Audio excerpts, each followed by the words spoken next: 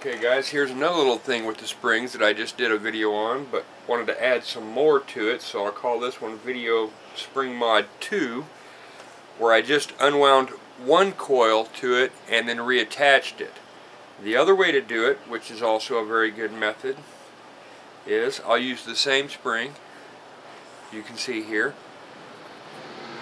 take the X-Acto knife, and or whatever you want to use there, just slip underneath the edge of it there to free it from the hinge pin itself. You can see there,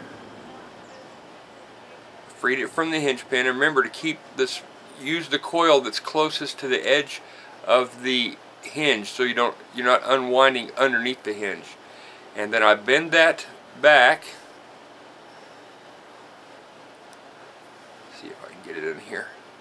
Take my fingers, or here I get a little pair of forceps here, and we'll take that hinge and we'll, whoops, takes a little work here.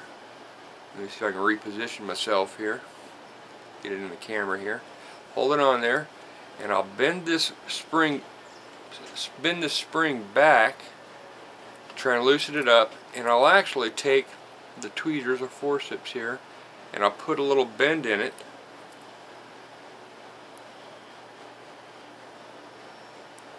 after I bend it back, trying to open up the spring a little bit, trying to keep it from popping off the pin.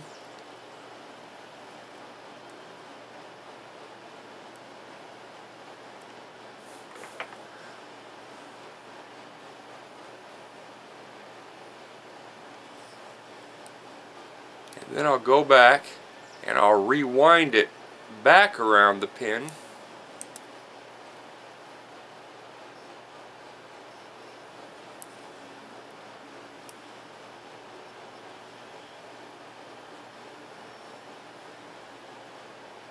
You see, I've rewound it, I've taken it and I've bent it back, and then I've gone back around the pin.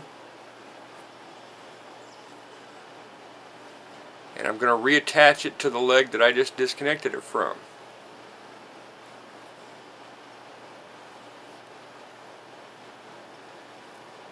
And it's real small parts, so it's usually where a pair of tweezers and an X-Acto knife come in real handy. I got to turn it around the other way here.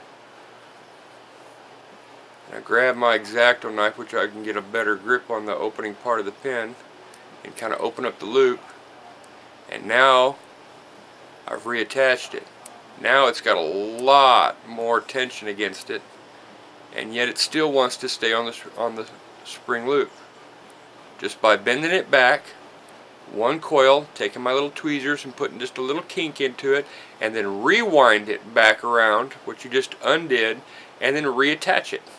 Just slip it back over there, take you a pair of tweezers, needle nose pliers or something, and pinch that back down around the hinge.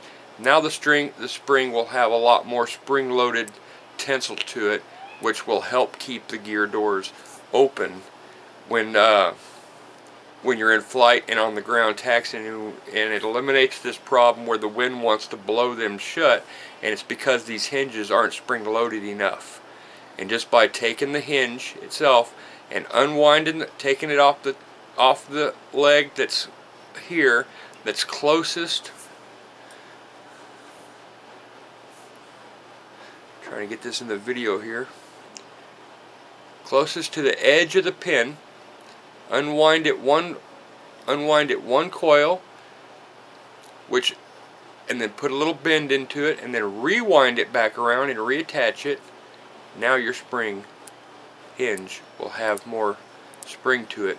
And two of these that are on each gear door is enough to keep the gear doors open and help prevent that wind from blowing them shut when it's in flight and you're opening the gear doors and they want to close, or when you're taking off and the wind wants to blow them shut, which blocks the gear from coming up in the wheel well. That's the other way to do it. I've posted one video, and then this is another video that I'm posting of a second way to do it, where I just unwound it and reattached it. And then the other way is to unwind it, put just a little bitty small bend into it, and then rewind it back around the pin and reattach it, gives it even more tensile strength. You may find that you actually have to adjust your gear doors a little bit because the gear may actually bind against the strings that it wants to pull the gear doors shut, because now there's even more tensile strength around it. I found that when I was doing the German MIG, but with a little work I was able to loosen it back up just a little bit to where I found the right mix of enough tensile strength to hold the gear doors open nice and solid, and the gear still being strong enough without going into overcurrent protection and shutting down and closing the gear. And I think I've come up with a pretty solid method of using just their stock gear. We've all done several different ways with adding servos, which is another really good positive way, but you end up picking up a little weight when you do that by the addition of 3 extra servos, one for each gear door, and the extra components needed like a rod and a little clevis to attach to the door. This way you just use the stock way and they're both good, but here's a video of how to do those as well. I'll post more as I come up with some more ideas. Good luck, guys.